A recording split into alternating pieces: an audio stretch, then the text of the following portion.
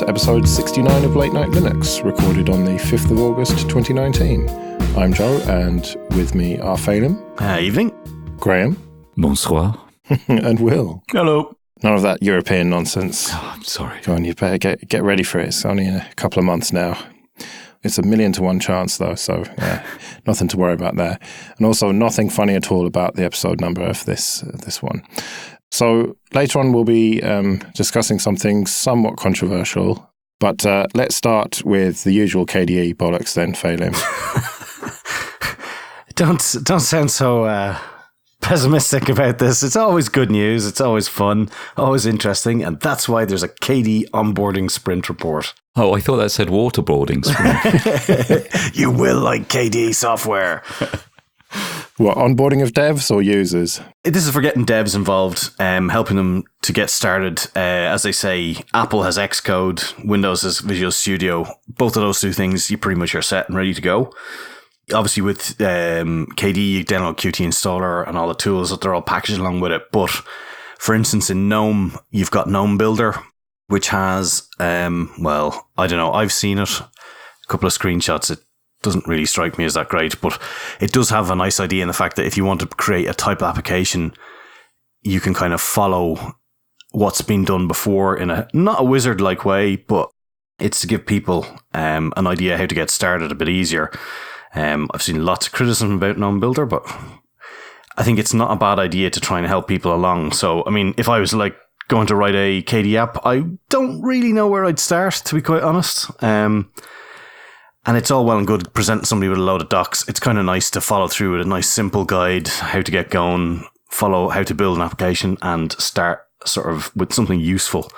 So they worked on that, and they did talk about things like most people don't think KDE is cross-platform, and that's actually missing out on quite a lot of developers when, you know, a lot of the software is actually built for Windows, and it's, you know, any Qt app is by default able to go on OS X and Linux and Windows as well. So they want to try and improve all that, try and get more people involved. And there's probably a wealth of developers out there that could be involved, but they just aren't right now. So, yeah, I think it's a good plan. And fingers crossed they get fruits from it. All right, so what about this SMS in KDE Connect? Yeah, so I don't know if you're aware, but if you run KDE Connect and you get an SMS into your phone, it pops up on the screen on your desktop machine. And a lot of people have often said, why can't I just send SMSs from my PC? And I too would wish I could do that, because every time I touch a touchscreen, I want to fling it through a fucking wall. So yeah, I'm all for that. And apparently it's being worked on. And they're very close to release. And they hope in the next version of KDE Connect that it will be there. Fair enough. And this wouldn't be KDE Bollocks Corner without KItinerary. Yay! So they've been working away on that like usual, and it continues to progress quite nicely. They still say if you've got any data that it doesn't parse properly, fire off to them, get them involved. But now they've also included things like real-time information, which has gone into the back-end software, and they're linking with as many data partners as they can. So they can do things like tell you that you can put in your start destination, end destination.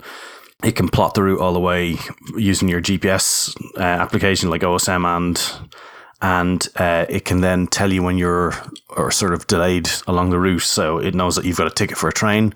If that train's delayed, then it'll let you know about that and things like that. So it's really starting to get smart, and they've been working on a few of the extra ticket formats that they had trouble with. Especially the German high-speed train. And yeah, continues to come along. So looking forward to it. And if the Pine phone becomes my potential next new phone, having KDE on it and then all of these features, I'll be very happy with that. Oh, well, I'm hoping in the next couple of weeks to have a hands-on with the prototype of that, but there's no guarantee of it, but you never know. So fingers crossed on that one. All right, well, last time we talked about good news for Blender. They were getting a big cash injection, and this time they're getting even more cash. Yeah, it looks like Ubisoft, who are another software games publisher, are joining the Blender Foundation's development fund as a gold sponsor, which I assume means they're going to provide lots of money and support. But that's good, obviously. But the main reason, I think, for anyone involved in gaming, and we we touched on this last episode, was that it means there's a really accessible open source point of entry for people who want to become 3D animators, games designers, 3D movie CGI effects people. Blender's just going to get stronger and stronger. And it would be wonderful if it did become a kind of de facto standard for 3D development. Imagine that, it's free, whereas before, I actually used to do a small 3D graphics company in the mid-90s, and we used Lightwave on an Amiga and on a 386 because the Amiga was too slow, I have to admit. There you go, folks. It only took 10 minutes for an Amiga thing to get in. It's just amazing that what you can do. You used to pay hundreds and hundreds of pounds of an effect that did kind of fluid dynamics. Blender does all this. I know it's 25 years later, but it's incredible what you can do and what you can do for free. And what that means creatively for the future is epic. And so Ubisoft are going to use it by default for their film and TV department. I didn't even know that they made film and TV, but it's going to get some serious use, which is got to be good. And also some money. It seems that things are just going from strength to strength for Blender. Yeah, and the thing they said was the biggest draw for them was the community around it and the development that was going on. So, I think that's really cool because it means obviously that they actually get how it works and they're not expecting some sort of amazingly corporate sort of thing to be handed to them and just work the way they want to. They're maybe keen to get involved as much as anything else. Blender's a bit of a unicorn, isn't it? In that it is becoming at least up there with the industry standard software for 3D animation. Whereas, we do have things like Ardour and GIMP and stuff, but none of them are really a de facto standard for professional creation. So it seems like Blender's kind of out there on its own. I think Critter's doing well. And it's really interesting. Do you remember when Blender was a piece of proprietary software and there was kind of the crowdfunding? Yeah, the crowdfunding to be able to pay to, I think I can't remember, the company was going bust, and basically the crowdfunding enabled the software to be bought off them and released for free. And that was like a time where you realize, the thing is with 3D software, it's so expensive. It's more expensive than the Creative Cloud suite. It used to be thousands and thousands of pounds, and you just couldn't get into it. That's why Blender was so important, and I think that's what's given it such great momentum, whereas perhaps you don't have the same momentum when you can just about scrape by with Inkscape or Scribus. Yeah, well, hopefully it can serve as an example, and we can get some other really solid creative tools on Linux. It'll be interesting to see what happens in the next few months. Now they've got this big cash injection, what they start doing with it, what sort of features they're going to sponsor and those sorts of things. It will be, interesting to revisit this story in, say, 6 months' time and see what effect it's had. So VLC, there was a bit of a controversy over the last couple of weeks that turned out to be a bit of a fucking non-story. Basically, there was a vulnerability in a third-party library called libebml, and that hadn't been properly flagged up as a security vulnerability. And so in Ubuntu 18.04, that didn't get updated because it's part of Universe and just kind of got overlooked, which is totally understandable because the dev of that library didn't flag the update as a security update. And so then a researcher found that there was this vulnerability and got a CV and everything, even though technically it had been fixed, and it was all just a bit of a clusterfuck. And VLC not very happy about it. It kind of feels like this is the first time that VLC have had to deal with this sort of outrage, the outrage crew in the house getting upset about things, blowing these stories out of proportion.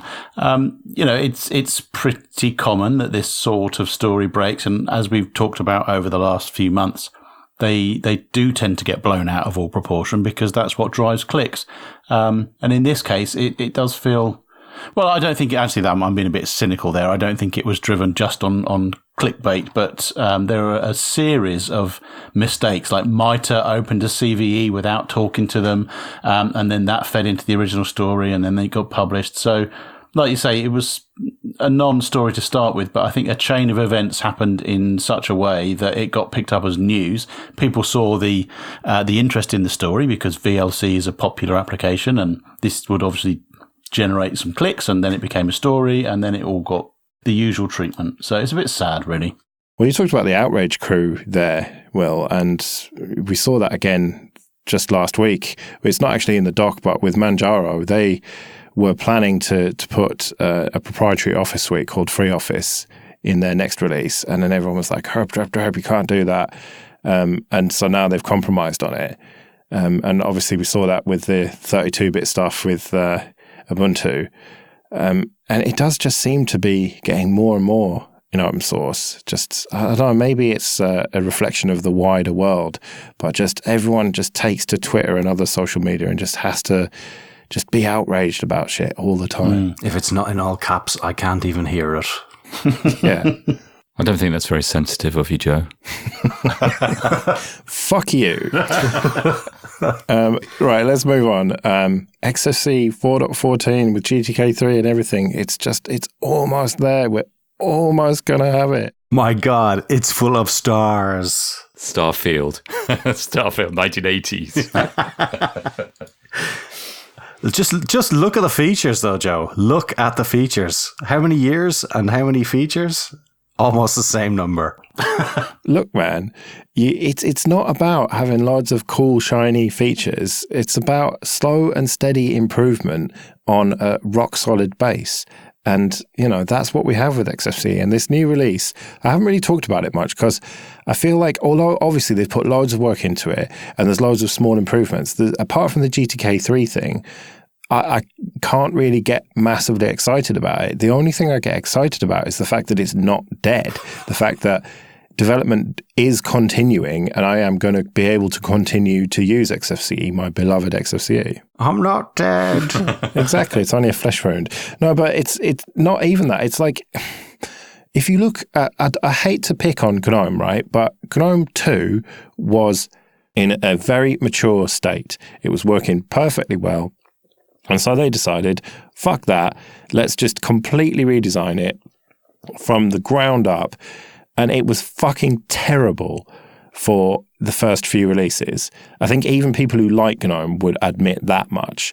And it has improved significantly. It's still not for me, but it has improved. Whereas Xfce has these, every few years it gets an update and nothing really changes. And that is good.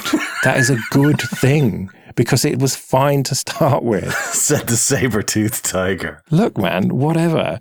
And the GTK3 thing is huge. It with that comes high DPI support and, just being modern, but also being traditional at the same time. So I'm not having your hate, you fucking KDE and GNOME bastards. What happens when your inserted commas fucking food source, i.e. GTK3, is no longer fucking supported in a week? How many years it'll take you to get to GTK4? Well, that is a good question. But once this gets released properly, you have to fucking try it out properly, and I will convert you. I've converted other people, to Xfce. Oh yeah, you'll totally convert me. I can't wait to be converted. It's going to be magic. Well, I, for one, look forward to trying our new Xfce Overlord because I like Xfce. I like the fact that it's relatively old-fashioned, and I look forward to trying out the new version. Yeah, it's old-fashioned, it's lightweight, but it still does the job. Yeah, and I agree with you both, Will and Joe. It's Xfce. We can't, it does what it does. It does it well and it hasn't changed. And that's a good thing. It's a good thing in the world of Linux desktop environments anyway. There's space for it. Hello, I'd like to buy a gramophone. Okay, this episode is sponsored by DigitalOcean. Go to do.co/LNL and you can get $50 credit with 30 days to use it. DigitalOcean offers VMs, or droplets as they call them, in data centers all over the world with really fast network and really fast SSDs. And you can choose from one of the distros that they offer, like Ubuntu, Fedora, Debian, and CentOS, or FreeBSD, or you can use your own custom image. And you can take those distros and build them up exactly how you want. Remember, you've got complete root access to these. Or you can go for one of their one-click apps, like LAMP and LEMP stacks and WordPress, Discourse, GitLab. And these droplets start from as little as $5 a month, and they scale all the way up to huge amounts of RAM and huge numbers of CPU cores, so you can deploy exactly how much you need for the application that you're using. If you need more storage, they've got block storage and object storage, which is really easy to attach to your droplet and just get going straight away. They have cloud firewalls, so you can block network traffic before it even gets to your VM. Amazing backups, and a great Teams feature that allows multiple people to work on one droplet without having to share passwords. So go to do.co/LNL, get your $50 credit, and get started. That's do.co/LNL. All right, well, let's talk about VR news. So Firefox Reality is a browser designed for viewing on VR headsets. And also there's this Xrdesktop thing from Valve and Colabora, which brings GNOME and Plasma desktops into VR. That's fucking ridiculous. Now, I talked about this yesterday on Linux Action News, and I was taking the piss out of Chris, and he was like saying, "Oh, it'd be amazing. I could have like all these monitors in VR." And it just seems fucking ludicrous to me that anyone would want to do this. I hope the file manager is like a giant chest of drawers that I can open a drawer to look for the individual files. I know this. It's a Unix system. For fuck's sake. Does it make all passwords be only 3 letters and you have to use a pair of gloves to fly through the fucking computer? Yeah, exactly, yeah.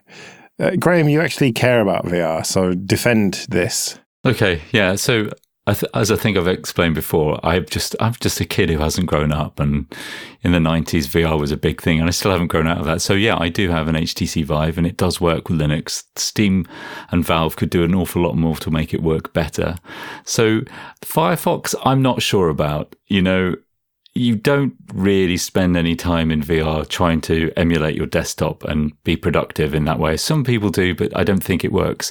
However, the Valve Colabora Xrdesktop, I think, is more interesting because when you're actually doing something that VR is good at, 3D modeling or design or kind of visiting a 3D environment, you often need to overlay parts of your computer desktop, a single window or an application or something like that. It might just be watching Netflix while you play, Euro Truck Simulator. But Windows and Mac OS don't do that very well. And at least the way that I've seen it doing in that post, I mean, it's just a plugin for Plasma, which is a great advert for the modularity of those Plasma plugins, whereas it needs bigger upstream GNOME support. Linux could be at the forefront of productive VR environments where you can bring in elements of your desktop into VR, and I think that is actually a really good thing. And it will be in the future. Is your wife listening to this and you want to buy a VR headset? She tries to say goodbye to me and she knocks on the door, opens the door, and I'm just sat there on the sofa in VR, and she just goes up on her own. I hear that VR filth is very good, but I've never tried that, but we probably shouldn't talk about that. But I don't know. This just seems fucking ridiculous. I'm just not having it. Like, who the fuck wants to sit there with a headset on? In 5 or 10 years, the headset will probably be, so much smaller and so much lighter and so much more capable and wireless. I'm sure it will. And it's important that you kind of play with various, you look how long X has been around, that you play with various ways of interfacing with what will be, I think, a really important part of computer-human interaction. I'm sure of it. I think there's more chance of Elon Musk's neural link thing working than VR becoming big somehow. Oh, I think it's a certainty. I really do.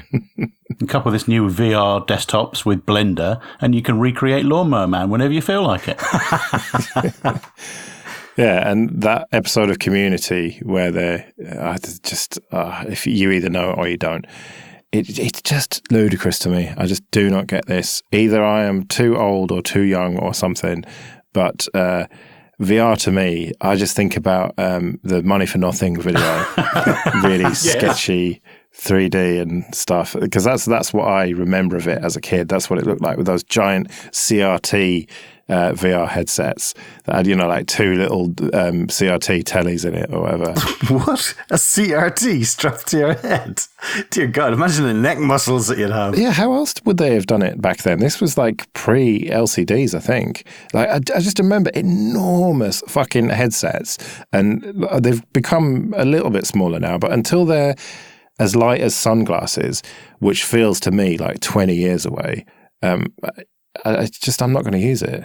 I agree. It's got a long way to go. But right now, you actually get genuine presence. You put a headset on with one of the latest generation. The tracking is you're in there. You're in the space that you're visiting. And while there are certain limits in terms of the resolution and maybe the color range and contrast, you actually can do things that you cannot do in real meat space.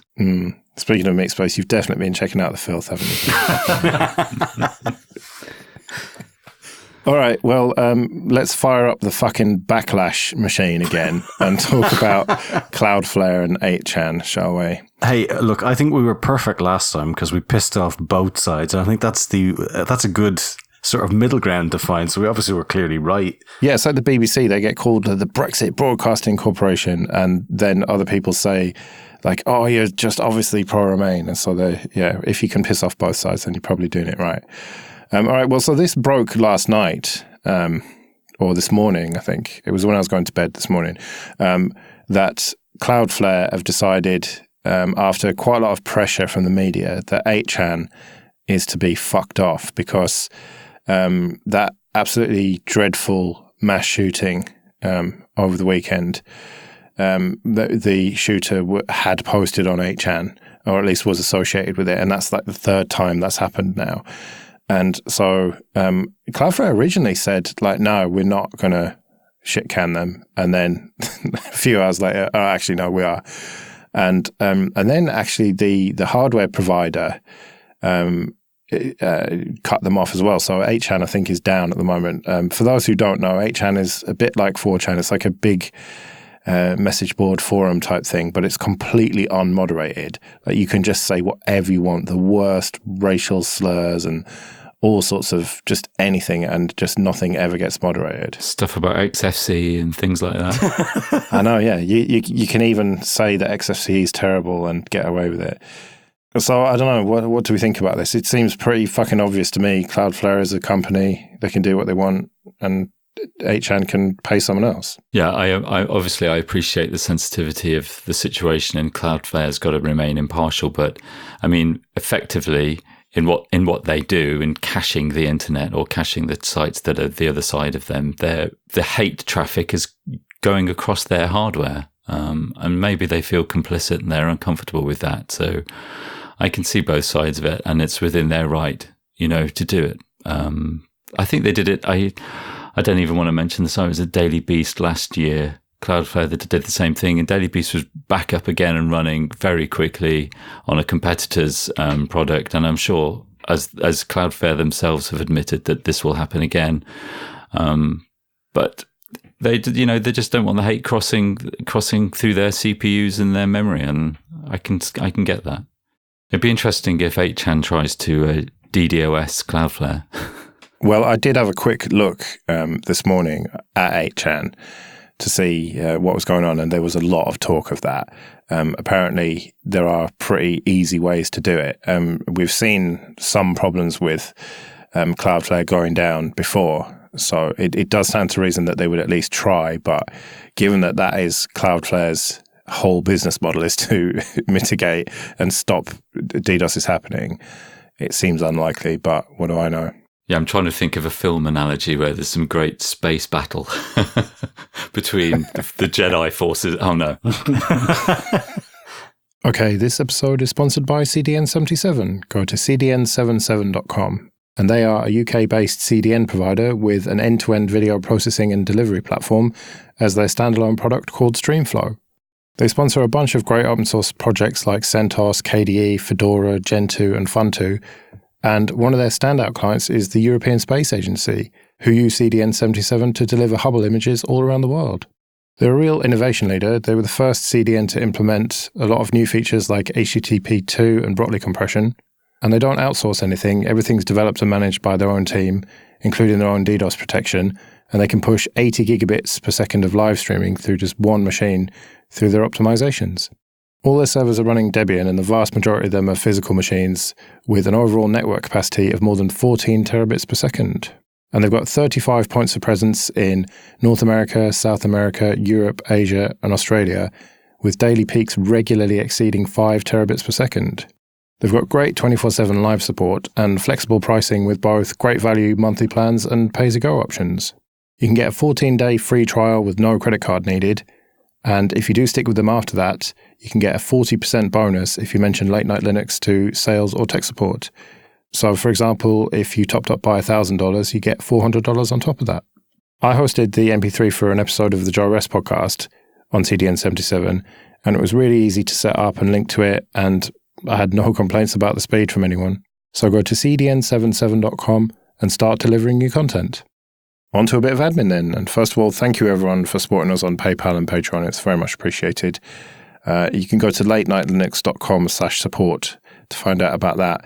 And remember, you can get an ad-free feed if you pay $5 or more on Patreon, so you don't have to listen to the adverts anymore. And if you want to get in contact, latenightlinux.com/contact. Right, so let's have a bit of a thought experiment. Let's go into a parallel universe where Linux doesn't have a foundation, and we're going to put together one for it. This is something that you brought up, Graham, and it's a very interesting question. If you were going to put together a foundation for Linux to make sure that development progresses and everything, would it look any different from the one that's evolved today? I think it would maybe look a bit smaller. I don't know. What do you guys think? The Linux Foundation owns the name the Linux Foundation, which I think could possibly be a bit of a misnomer for what it does. And what it does is very good. You know, it supports corporate interests in people who use Linux, which is absolutely the right thing to do and a thing that is absolutely necessary. I think it's a bit unfortunate that it owns the Linux Foundation kind of name and a brand. I mean, it didn't always used to be. It used to be, I don't know, open source development labs or something like that. And so my ideal wouldn't necessarily replace what the Linux Foundation does at all. But I do think there's a need for a load of disparate things, especially over time. I've always been frustrated by the lack of central marketing, or the fact that there's some central certification or kind of outreach program, or even diversity, that's somewhere central that's kind of maybe harnesses community, but also has the benefit of some decent funding so that it can actually put things into action that people have ideas behind, because that's often something we have a problem with. If it could be half as well funded as the Linux Foundation, there's so much that could be done from a kind of a more grassroots side than the Linux Foundation does. I tried to see what the Linux Foundation did, and I thought, if it could just do this, hang on, it does that. What about this? And it does these. So, like things like training and funding development work and things like that, and it kind of already does them. I don't know how different would you make it? I don't want to say it's a problem, but the Linux Foundation charges for its training. And I'm not saying that's wrong, but in doing that, it kind of blocks other people providing their own training. And so my foundation would be a way of, I don't know, setting a standard that other trainers could provide, and charge for, but at least sets an open standard that other people could use and capitalize on, that kind of thing. So you said that it's used to represent the interests of the corporate users of Linux. It feels to me that it's almost a bit of a corporate advertising platform, that people put their logo on the website very happily. Obviously, I don't know what goes on inside there, exactly what work people are doing for their sponsors. But it doesn't seem to do much outreach to the person in the street, to the end user. And I absolutely understand why that is the case. But I think my ideal one would be out there pitching it to normal people, not just on the desktop, of course, but that would be an important part of it. But yeah, I think that there's something missing from the Linux Foundation at the moment, that they don't really go out and speak to normal people. Isn't that because it's a trade body, essentially? Quite possibly, but then the end users of the sponsors are, people in the street. So, I don't know, ARM, Canonical, Red Hat, all these people that are corporate sponsors. We're all end users of that technology. It would be nice if somebody was out there telling people about the good work that's being done and the products that they use that are built on this. Yeah, I completely agree. It's like if and I don't like saying competing, but these are the terms that we have, like competing with Mac OS and Windows. Those Microsoft and Apple has huge departments that have that function. We as the open source or Linux community just don't have the equivalents. We don't have the equivalent central marketing and branding. Linus isn't bothered about it. I mean, he's employed by the Linux Foundation, and that's fine too. But it'd be great if there was some kind of central, I don't know, maybe there's a different way of doing it, not responding to Microsoft and Apple, but trying to open it up in some way that's been so successful for the source code. I was trying to think how you could fund something like this. Like, I can see if I'm a company and I want to do a bit of a PR job and say, oh, look at me, I'm a gold sponsor of Linux Foundation now. I can throw a bit of money, I can get my logo up there, and then I can, go about how great I am and feel great about myself. But if you are going to be altruistic and say training that is generic and not Red Hat specified, is Red Hat going to throw their PR budget technically into this now? If you have something like the recent VMware kind of legal fight that they had, and where very much the Linux Foundation was on the side of, surprisingly enough, VMware, who paid it money, and the sort of idealist sort of side said, you're not sticking to the terms of GPL. How would you kind of fund something like that without the money that clearly comes from industry? Yeah, I mean, my personal thought is it'd have to steer clear of idealism if it could. I mean, just not in terms of avoiding it, but just not make it part of its raison d'etre. Because, that would just be a horrible minefield that you've just talked about. It, Software Conservancy versus the Linux Foundation, and the Linux Foundation, possibly supporting its own members. There's a huge conflict of interest. So it'd be nice if a foundation didn't have to worry about that conflict of interest because its aims were clear and not necessarily to do with the free software side of it. It's not like I had a solution to that either. I'd just like to point out, it's not that I'd throw you under the bus there on your own. But I wonder, would there be a sort of an ideal that you could firewall off a percentage of the current Linux Foundation's money to things like that and just let them have at it and say, look, if you want to be part of this organization, you must give X percent of your donation. You can do all your trade buddy stuff here, but this percentage must go into this side over here, and that's just what you get. Yeah, or have another thing. The difference with the Linux Foundation is that ordinary members can't vote, and the main people on the board are the corporate sponsors. So a different foundation can do that differently. It'd be great if every member gets a vote on maybe where funds get spent, and then it's an open discussion. Yeah, but then if you gave everyone a vote, 52% of them would probably vote for something terrible. So here's an idea. You know how the HDMI body, whatever they're called, charge you a fee for putting the HDMI logo on the box of the product that you're selling? How about if you're using Linux inside your product and you were a member of the foundation, then you got to use that logo for free. And if you weren't, then you paid some small amount. I know the reason that people use it is because it's free, but make that amount small enough. Then not only would people in the street see the logo more often and understand that it was a thing, but people who are using it would contribute a small amount back to a bigger fund to help educate people about what it was. But where does that stop? Presumably you're talking about set-top boxes and phones and stuff that are using the Linux kernel. But what about every VM, every container that's running Linux? Are you going to make them pay? Well, I'm thinking specifically about educating and informing the average end user rather than the in-betweeny bits. So I think, stuff you buy in Dixon's off the shelf that's got a great big box, then seeing the logo there would be useful.